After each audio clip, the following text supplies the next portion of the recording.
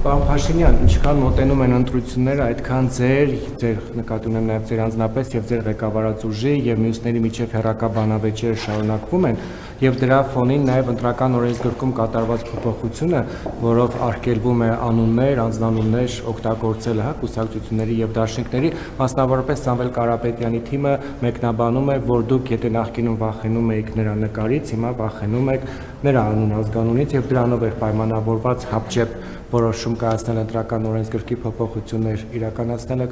ես ձեր մեկնաբանությունը կխնդրեի այս առումով, երկրորդը,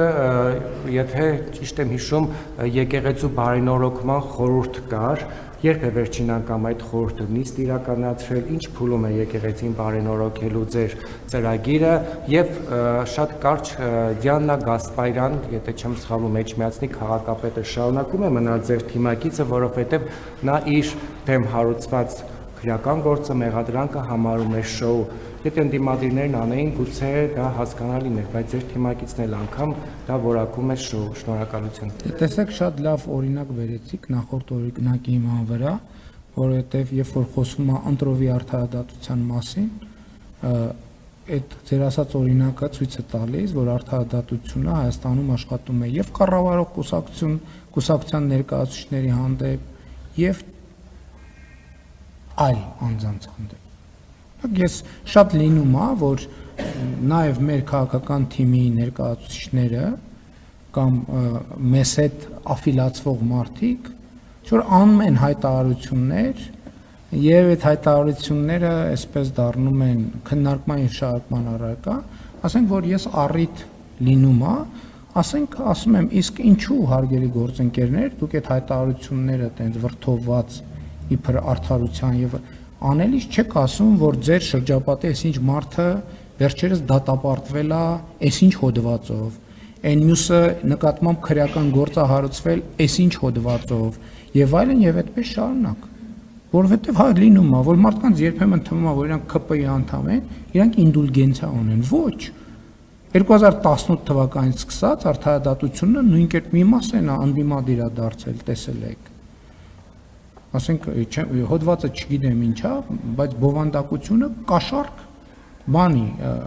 եթե չեմ սխալվում, ինչ որ ապրանք ներմուծել արտահանելու, բայց ձեր երազած կառավարող ուժը էտա, հա, որ ԿՊ-ից է,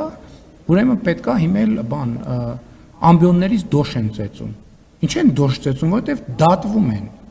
Ոչ թե դատվում են, որովհետև ընդդիմադիր դարձան, այլ ընդդիմադիր դարձան, որովհետև դատվում են։